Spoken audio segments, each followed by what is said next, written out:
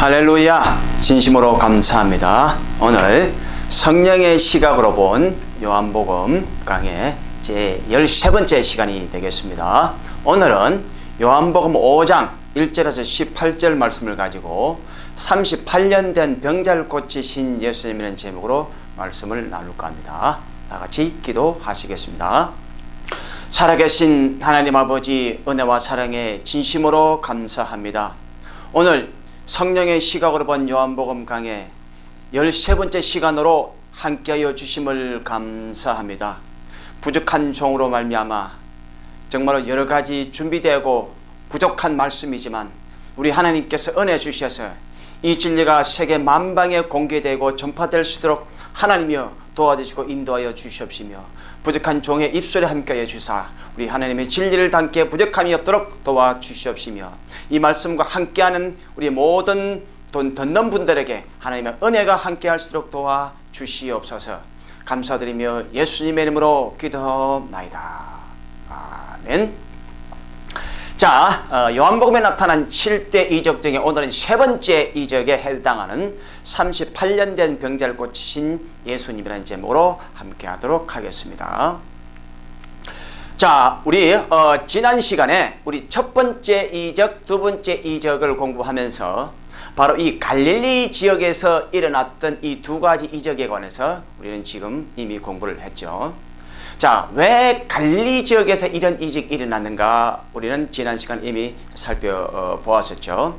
바로 흑암에 행하던 백성, 사망의 그늘진 땅에 가던 이 갈릴리에 하나님의 큰 빛이 비치리라는 이사야 9장의 예언의 말씀대로 바로 갈릴리에는 예수님을 영접해 주었고, 이 첫 번째 두 번째 이적으로 말미암아 갈릴리에는 무엇보다도 12 제자들이 택함을 받고 예수를 믿게 되었고, 그 다음에 왕의 신하와 그 아들들이 그 온 가족과 왕의 신하까지 예수를 믿게 되었다는 아주 긍정적인 그런 결론이 있게 되었었죠. 자, 오늘은 이제 세 번째 시간인데요. 이제 이 유대에 이 명절이 있어 가지고 이제 우리 예수님은 예루살렘에 올라가시게 되어지죠. 자, 이 예루살렘이 유대인들에게 어떤 존재일까요?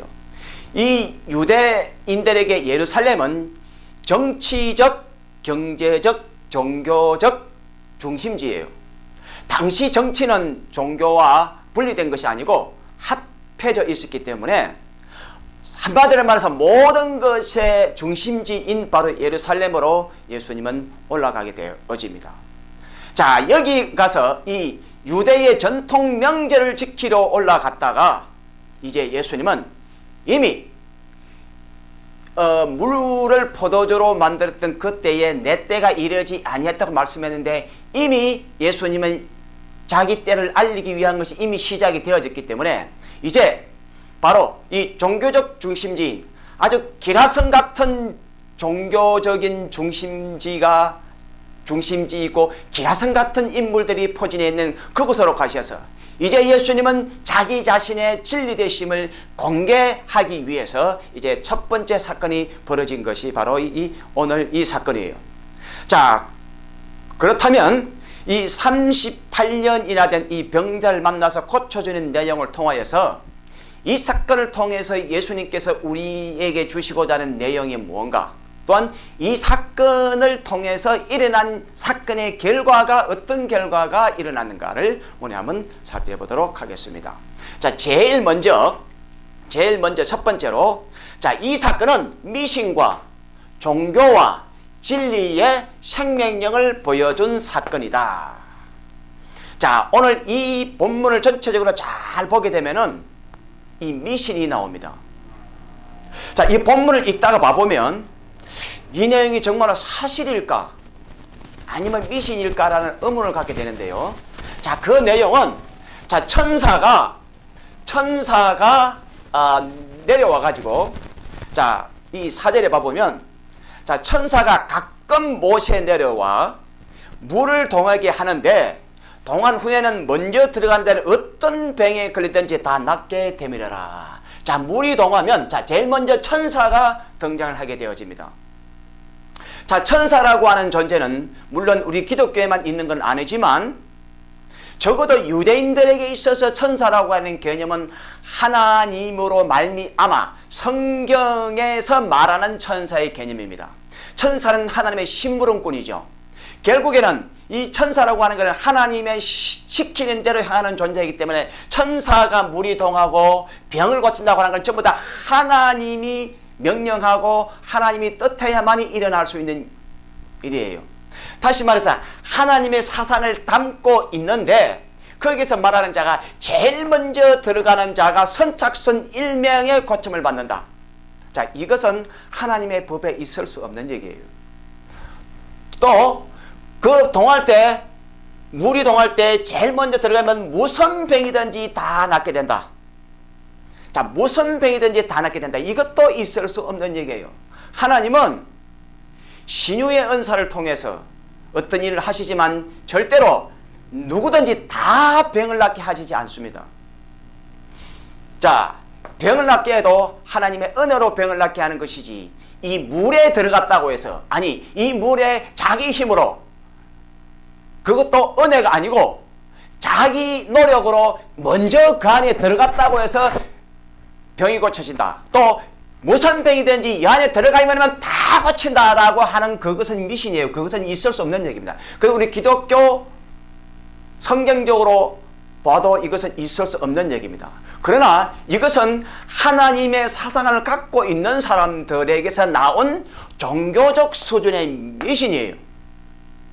특별히 이 요한복음 강해의 내용을 많이 들어봐 보면 이 내용을 기정사실화하면서 이렇게 설명을 하시는 강의를 많이 들어볼 수 있는데 이것은 성경적이 아니에요. 이것은 종교적 수준에 있는 미신이에요. 자, 지금 현재도 다정교회도 그런 미신들이 많이 있고 어느 특정 지역에 가면 그런 미신들이 많이 볼 수가 있습니다. 그럼 이것이 다 거짓말이냐? 그렇지 않습니다. 어떤 지역에 가면 실제로 병이 낫는 일이 일어납니다. 어떤 지역에 가서 어떤 물을 이렇게 몸에 바른 병이 낫고 실제적으로 그런 일이 일어날 수도 있어요. 그 자체가 다 거짓말이라고 얘기하면 안 된대요. 실제적으로 그런 일이 일어날 수도 있습니다. 그러나 실제적으로 일어났다고 해서 그게 진리냐? 그렇지는 않습니다. 한마디로 말해서 이것은 종교적인 미신이에요. 자, 또한 여기에 또 어떤 존재가 등장하냐면 이 병을 고침을 받고 이 환자와 예수님은 바로 이 유대 종교 지도자들을 만나게 되어집니다. 자, 그들은 이 안식일의 규례를 어겼다는 내용으로 바로 모세의 오경, 이 율법을 통한 이 안식일을 어겼다는 이유로 그 환자가 추궁을 당하고 예수님이 추궁을 당하고 결국에는 예수님을 죽이려고 하는 이 종교적인 모습을 여기서 볼 수가 있습니다. 자, 우리 예수님도 지금까지는 이 종교 안에 포함이 되어 있습니다. 왜냐하면 명제를 지키려 예루살렘에 올라갔으니까. 예수님은 지금 이 유대교라고 하는 이 종교와 완전히 동떨어진 존재가 아니에요. 예수님도 안식일에 회당에 들어가기도 하셨고 안식일을 지키셨고 예수님도 이 유대교에 있는 절기에 따라 움직이셨거든요. 다시 말해서 여기에는 분명한 이 유대교라고 하는 종교가 여기서 존재합니다. 예수님도 여기에서 예외일 수가 없는 이런 상황이에요. 자, 그 다음에 세 번째, 바로 여기에 진리이신 예수님이 이제 나타났습니다. 진리이신 예수님이 이제 자기를 공개하기 시작한 거예요. 바로 오늘 이 사건에서 바로 이 미신과 종교와 진리이신 이 예수님, 이 세 존재가 만나고 있습니다. 자, 여기서 우리 예수님은 1차적으로 이 종교적 미신에 관해서 가타부터 말씀을 하시지 않습니다. 그것은 말이 안 된다. 그것은 틀렸다라고 절대로 말하시지 않습니다. 그 다음에 이 종교인들한테도 그렇게 항변하지 않습니다. 자, 예수님은 1차적으로 이 하나님의 그 진리의 주체로서 이 38년 동안 병을 앓았던 이 사람에게 병을 고쳐 주십니다. 그렇게 함으로써 예수님은 이 진리의 월등한 생명력으로 말미암아 진리의 월등한 생명 능력으로 말미암아 종교적인 미시를 초월하고 종교를 초월해서 진리의 능력을, 진리의 참 생명력을 이 우리에게 공개하여 주심으로 말미암아 진리의 월등한 능력을 우리한테 보여주고 있다는 거예요. 자, 그러면 우선 이제 여기 사건의 현장에 가보니까 우선 여기는 이 양문이 존재합니다. 이 양문은 양의 문인데요. 이 예루살렘 그 성벽에 봐보면 여러 문이 있는데 그 중에 양이 출입하는 문이 존재하죠. 자, 이 양은 바로 제사 지내기 위해서 잡게 될 이 양들, 염소들, 이런 존재들이 출입하는 문이 바로 이 양문이에요. 자, 이 양문을 보면서 여러분들은 무슨 생각을 가지게 돼요? 자, 여기서 받게 될 이 짐승들, 이 짐승들은 하나의 진짜 우리의 죄를 사하여 주시려 단번에 제사를 드리러 오신 진짜 유월절 어린 양이신 예수님의 예표적인 존재예요. 그림자 같은 존재들이에요. 다시 말해서 이 양문은 바로 유월절 어린 양이신 예수님이 들어가셔야 될 예수님의 문이라는데 여러분들은 신경을 써서야 돼요. 결국은 이 양문은 예수님이 들어가셔야 될 문이에요. 그래서 이제 요한복음 10장에 보면 나는 양의 문이다. 나는 양의 문이다. 자, 이 문으로 들어가지 않는 자는 다 절도요 강도라고 말씀합니다. 그래서 이 양의 문은 바로 예수님이 들어가셔야 될 문이었던 거예요. 바로 그 양의 문 곁에 자, 베데스다라는 연못이 있습니다. 제가 이번에 성지순례에서 이 양의 문을 통과해서 베데스다 연못을 바로 가보았는데, 뭐 양의 문 통과해서 뭐 불과 그냥 수십 미터 앞에 이 베데스다 연못이 있는데 지금 가보니까 물은 찾아볼 수가 없습니다. 아주 굉장히 넓습니다.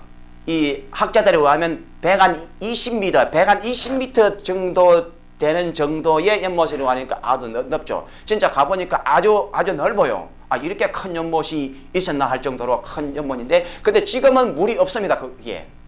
지금은 물이 없고, 그냥 이게 움푹 파인 곳에 이렇게 뭐 이렇게 담도 쌓여져 있고, 이렇게 부분적인 이렇게 부분 어떤 그런 식으로 되어 있지, 지금은 연못이라는 개념이 없습니다. 그래서 많은 사람들이 물이 없네, 많은 선교자들이 물이 없네 이렇게 궁금증을 가지니까 지금은 여러 가지 일로 말미암아 거기에 들어오는 그 물의 근원을 다 막기도 했고, 지금 흙으로 그 부분을 메웠기 때문에 실제적으로 그건 물이 없는 곳이었습니다. 근데 이 베데스다라고 하는 이 이름의 자체가 이 두 단어의 합성어입니다. 하나는 베트라고 하는 벳이라는 말과 하나는 헤세드라고 하는 말이 합쳐져서 베데스다라는 말이 된 겁니다. 자, 벳이란 말은, 베트란 말은 저와 여러분 잘 알죠? 이 집이라는 뜻입니다. 그 베들레헴 할 때 벳, 그 다음에 베델 할 때 그 벳, 그 벳은 바로 집이라는 뜻이죠. 바로 헤세드는 이 구약 성경에 아주 자주 등장하는 용어인데 바로 자비와 은혜라고 하는 그런 뜻을 가진 단어죠. 이 두 단어가 합쳐져서 합성된 말로 자비의 집, 은혜의 집이라고 하는 것이 바로 이 베데스다 연못이에요. 자, 그런데 이 자비의 집, 은혜의 집이라는 말이 있다는 얘기는 이게 무슨 얘기입니까? 지금 이 연못에 물이 동할 때 제일 먼저 들어가면 병을 고쳐지는 곳이기 때문에 이곳은 하나님의 자비가 베풀어지는 곳이다라고 그들은 아주 미신의 믿음, 미신의 상식을 갖고 있었던 그런 곳이 바로 이 베데스다 연못이에요. 자, 여기서 진짜 은혜가 나타나셨습니다. 진짜 자비를 베푸실 분, 참된 진리신 예수님이 바로 이곳에 나타났다는 거예요.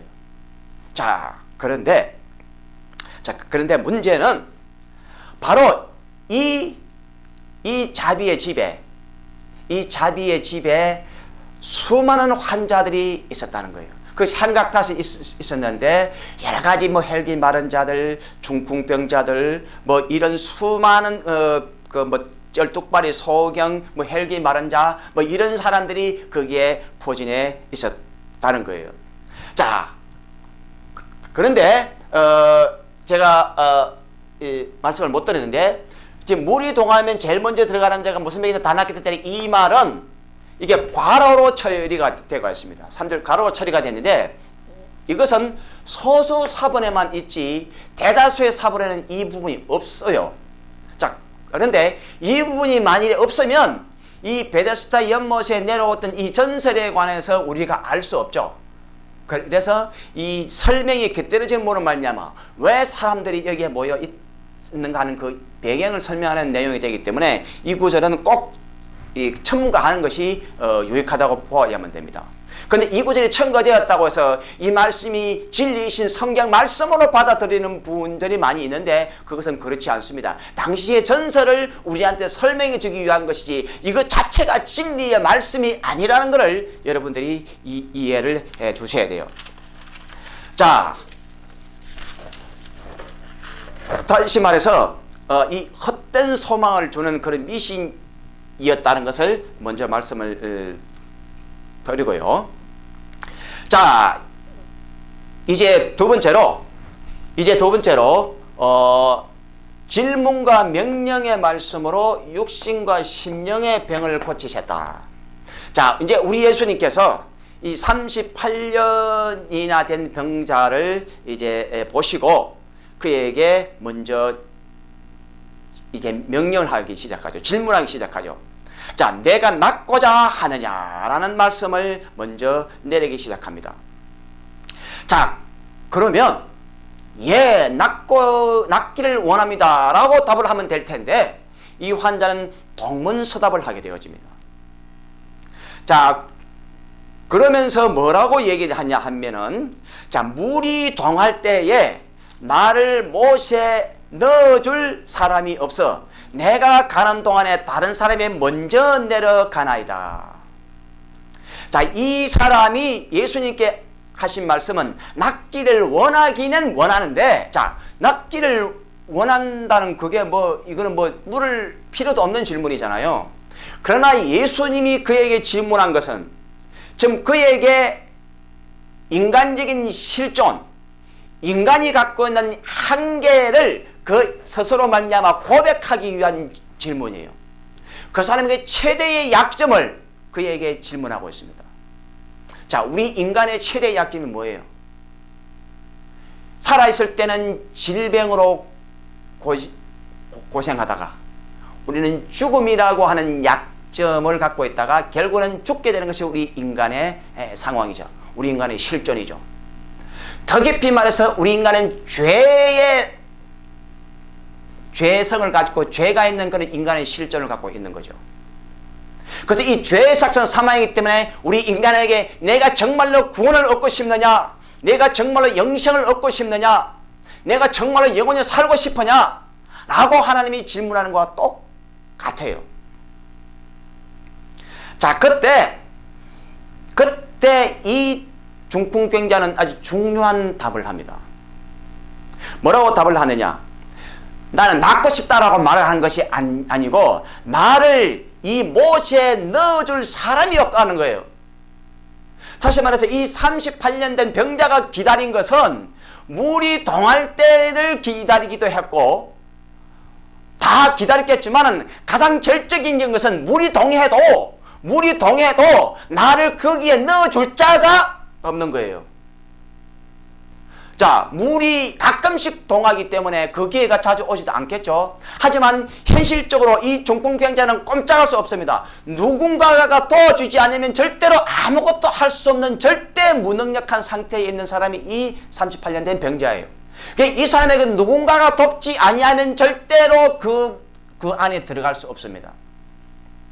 우리 인간이 실존을 고백하고 있는 거예요.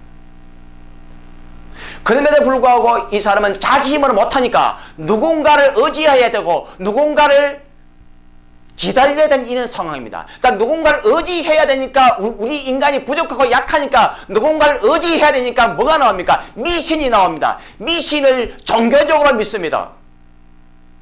그 다음에 우리 인간은 뭔가를 의지해야 되니까 종교를 가지게 되어지죠. 하지만 그 미신은 어떤 소망을 줄 뿐 나한테 어떤 도움도 주지를 못합니다. 자, 우리 인간은 종교를 가지지만 종교로는 어떤 도움도 내게 얻지 못합니다. 아니, 나에게 가장 우리 인간이 갖고 있는 이 죽음의 문제, 사망의 문제, 죄의 문제, 이 어떤 실존도 종교는 해결해 주지 못합니다. 하지만 이 사람의 관념은 이 종교, 이 미신이라도 누군가가 좀 도와줄 사람을 기다리고 있었던 거예요. 사람을. 자, 여기서 우리가 좀 깨달아야 될 것은 우리 지금 주위에 안 믿는 사람들이 무엇을 고민하고 있습니까? 겉으로는 다 돈 때문에 고민하고 생활고 때문에 고민하고 있지만 인간의 실존의 문제로 다 고민하고 있습니다. 다. 아니, 교회에 나와 있고 예수를 믿는 사람들 중에서도 좀 더 성령 충만한 신앙생활, 완벽한 신앙생활, 좀 더 하나님께 가까이 가고 싶어 하지만 정말로 진리의 연못, 자비의 연못 소리에 날 좀 퐁당 좀 빠졌으면 좋겠는데 성령의 그 충만한 세계로 내가 좀 퐁당 빠졌으면 좋겠는데 나를 그 안에 넣어줄 목회자가 안 보이고 나를 그 진리의 샘물에는 푹 담가줄 교회가 안 보이고 진리의 샘물에 푹 담가줄 믿음의 선배들이, 믿음의 목회자들이 안 보인다는 거예요. 정말로 안타까운 그런 탄식이죠.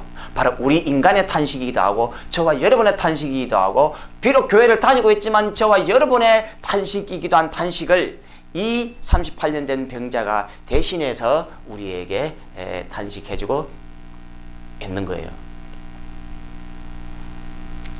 자, 그때 우리 예수님은 이제 이렇게 명령을 내리기 시작하죠. 자, 예수께서 가라사대 일어나 내 자리를 들고 걸어가라 라고 하는 하나님의 말씀으로 그에게 명령하기 시작합니다. 자, 일어나 내 침상을 들고 걸어가라. 자, 이 말씀은 그냥 단순의 말씀이 아닙니다.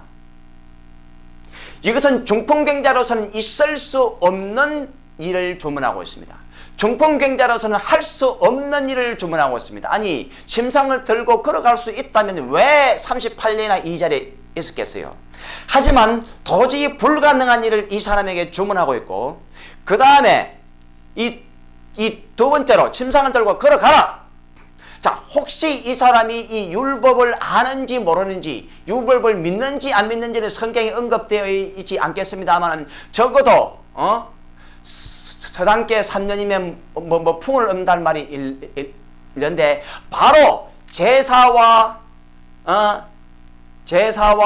그런 서기관과 바리새인들이 밥 먹듯이 출입하는 이 성전 바로 그 출입구 옆에서 38년이나 있었다면 본인이 믿지 않는다 해도 그냥 귀로만 듣기만 해도 이 사람은 율법에 관해서 모를 리가 없습니다. 다시 말해서 침상을 들고 걸어가는 것 자체가 율법을 범하는 거예요. 안식일 날에는 절대로 걸어가면 안 돼요. 제가 나중에 또 말씀을 전할 기회가 있겠습니다만은 지금 제가 이번에도 토요일 날은 유대인들의 안식이잖아요. 토요일 날 우리가 성지순례로 차가 움직이는데 사람이 없어요. 상가에 전부 다 문 다 닫고요. 사람이 없어요. 아니, 사람이 없습니다. 아예 그냥 사람이라고 하는 그림자도 구경할 수가 없어요. 자, 그런데 우리가 그날 밥을 먹었을까요? 안 먹었을까요? 토요일인데도 문을 연 식당이 가끔씩 있어요. 자, 그 사람들은 유대인들이 볼 때는 어떤 사람들이에요? 유대인들이 볼 때는 그 사람들은 안식일을 안 지키는 사람들이에요. 문을 열어서 장사를 하고 있으니까 유대인들의 입장에 볼 때는 돌멩이를 던져서 죽이고 싶은 존재들이에요. 그들은 우리 이방인들을 상대로 안식일의 법을 어겨서 밥을 팔아서 돈을 벌어먹고 살고 있는 사람들이더라고요. 참 불쌍한 사람들인 거죠. 자, 어쨌든지 간에 이 율법을 어기라는 얘기가 되기 때문에 자, 걸어갈 수도 없지만 걸어갈 수 있다고 해도 침상을 들고 걸어가는 순간 이 사람은 율법의 범법자가 되어지는 그런 어려운 상황의 명령을 예수님은 내리고 있는 거예요. 자, 그럴 때 이 사람은 바로 순종합니다. 자, 그런데요, 우리 재밌는 사실은, 자, 우리 지금까지 여기에 11절까지 이 문맥을 보면 아직까지 서로가 통성명을 하질 아니했습니다.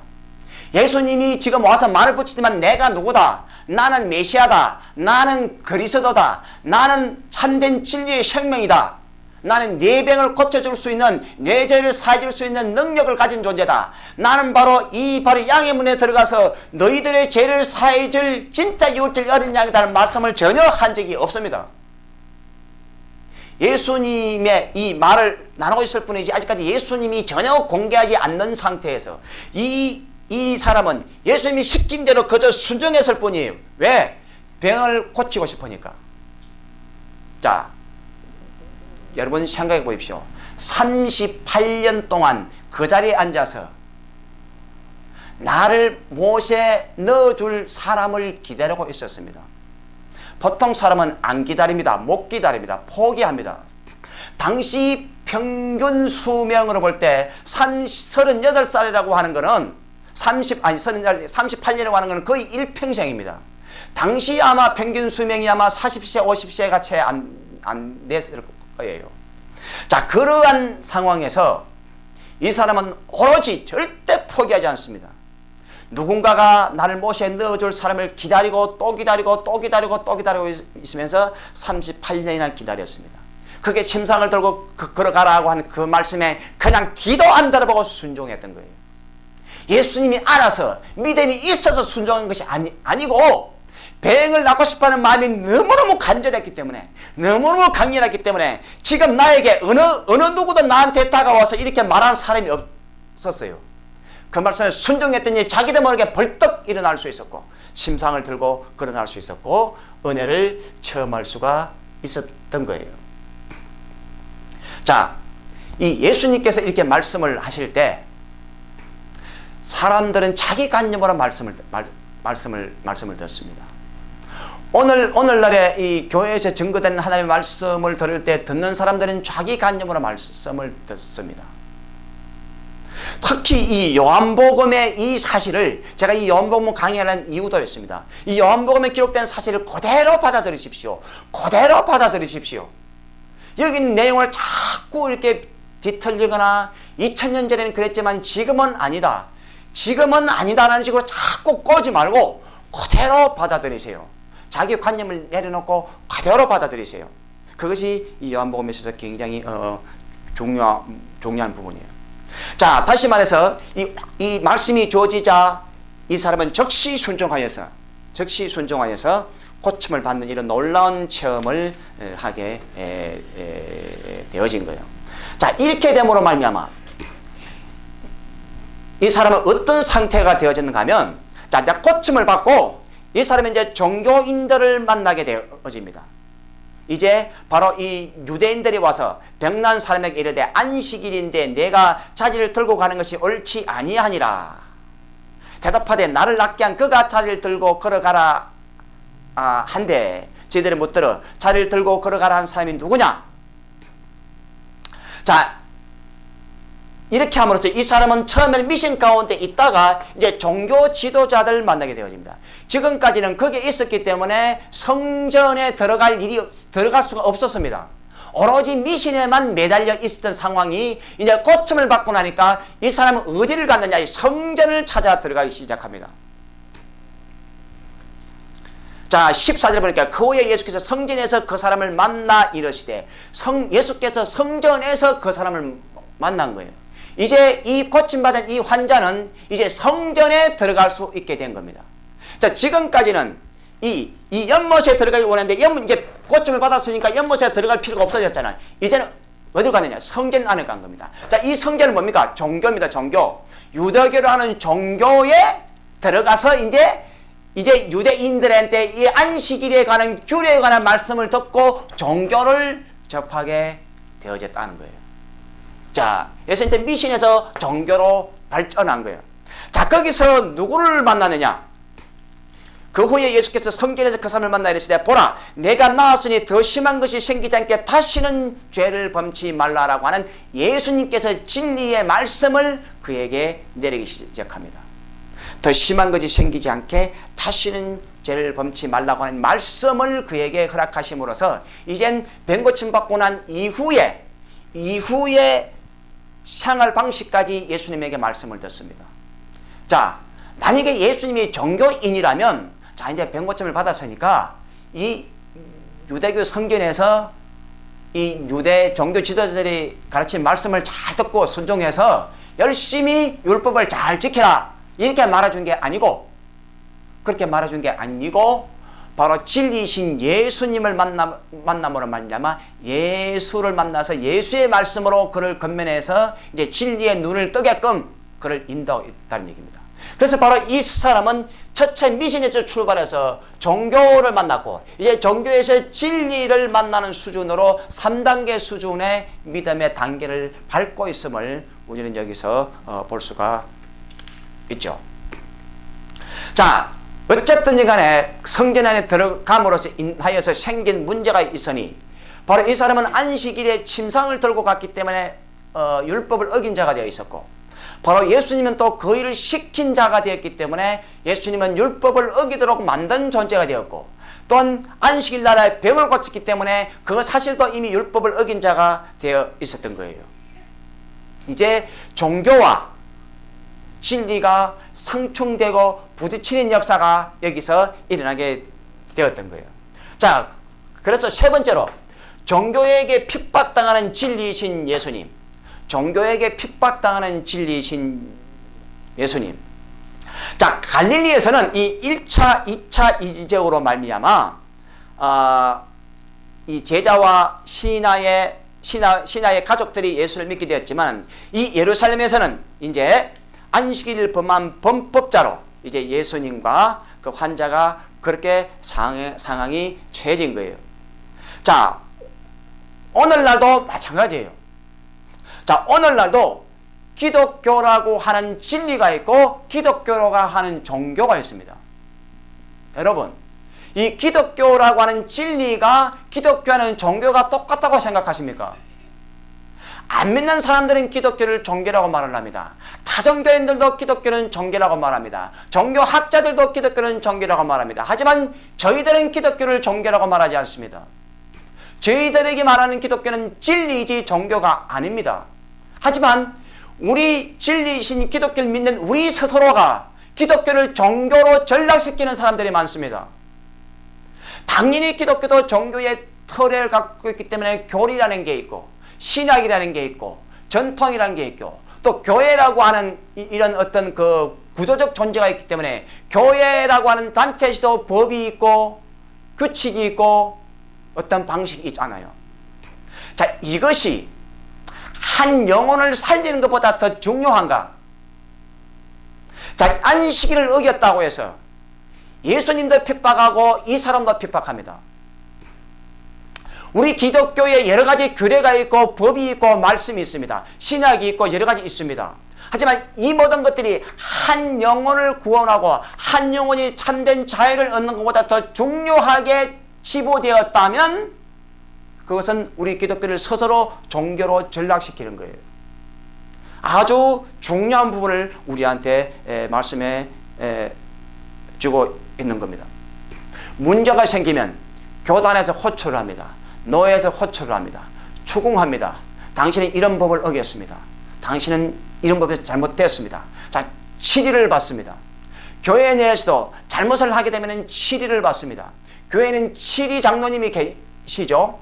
교회에서는 치리회의가 열립니다. 당회가 열려서 어떤 사람을 치리해서 이 사람을 이렇게 벌을 가합니다. 교단 총회가 열리고 노예 모임이 열려서 어떤 사람을 치리해서 그에게 자격 정지를 범하든지 이런 일을 행하게 되어집니다.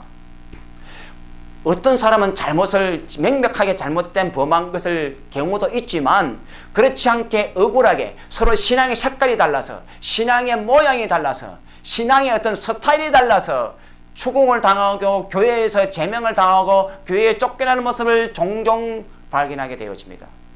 저는 실제로 어떤 교회에서 가정집에서 통성기도를 했다는 이유로 거기서 서로 손잡고 기도를 했다는 이유로 교회에 추궁을 당하고, 결국 그가 내가 기도한 것이 무슨 잘못이냐라고 교회에 항변했고, 교회는 당일 열어서 그에게 직분을 제명하고 자격 정지를 시키는 것을 현재로 저는 그 상황을 보았고, 제가 그때 그 소식을 듣고, 이건 하나님이 이 교회가 영혼을 살리는 교회냐 아니면 규례와 규칙만 난무하는 교회냐라고 판단하는 바로미터가 될 것이다. 우리 한번 두고 봅시다.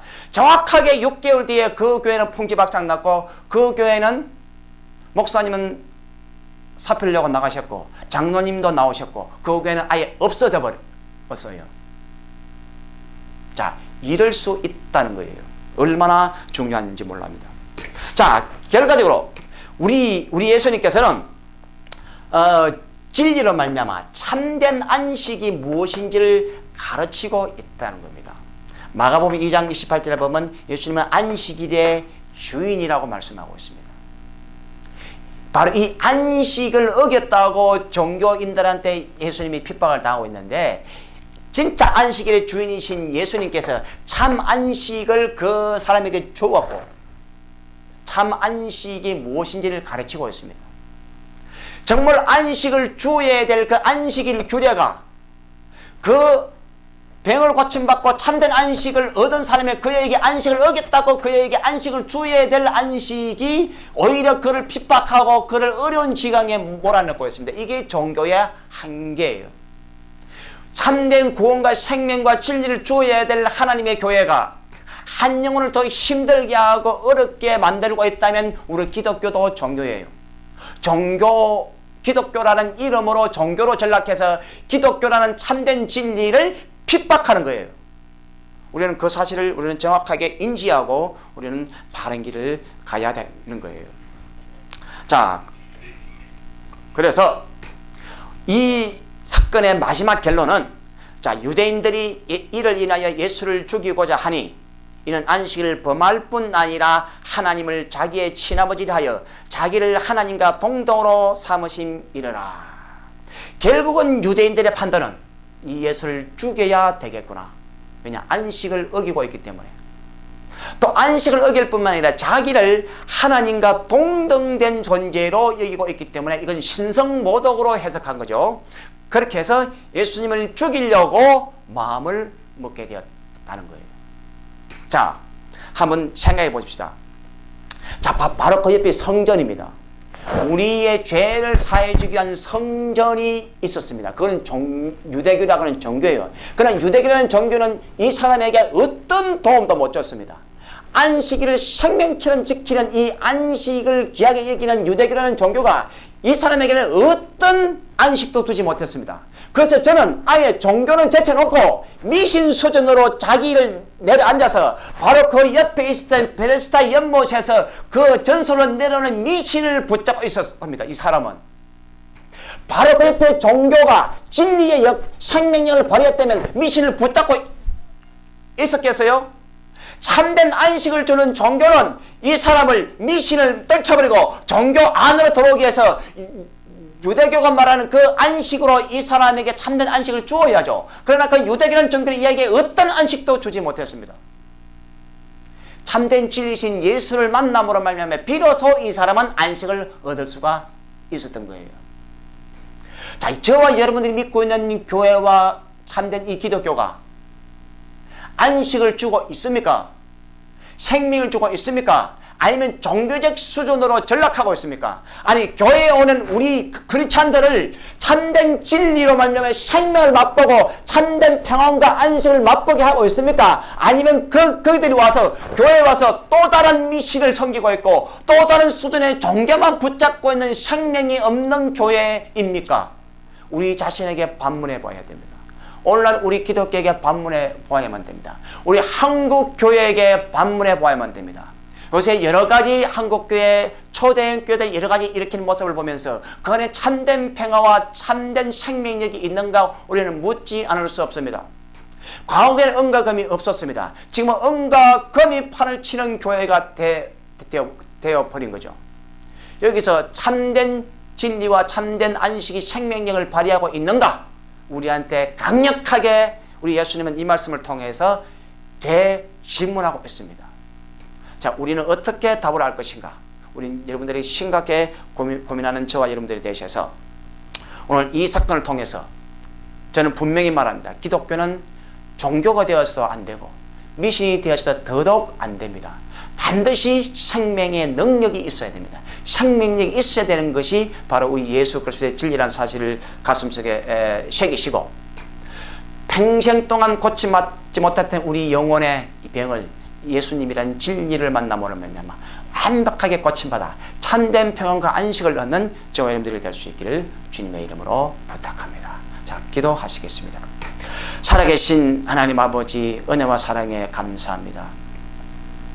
38년 된 병자가 예수 그리스도를 만남으로 말미암아 미신에서 종교로, 종교에서 진리로 발전했음을 우리는 현장에서 확인했습니다. 하나님 아버지, 우리가 믿는 이 예수 그리스도의 진리가 어떤 존재입니까? 질병이 있었다면 질병을 해결합니다. 낙심이 있었다면 낙심을 해결합니다. 절망이 있었다면 우리한테 희망과 소망을 가져다 줍니다. 정말로 죄와 사망 가운데 고민했다면 우리에게 영생과 풍성한 생명의 능력을 제공한 것이 예수님의 진리라는 사실을 우리가 믿고 있습니다. 하나님 아버지, 이 사실이 우리한테 체험되어지고 사실로 피부에 와닿을 수 있는 생명력이 넘쳐나는 우리의 신앙과 믿음이 될 수 있도록 하나님이여 축복하여 주시옵소서. 감사드리며 예수님의 이름으로 기도하옵나이다. 아멘. 네, 감사합니다.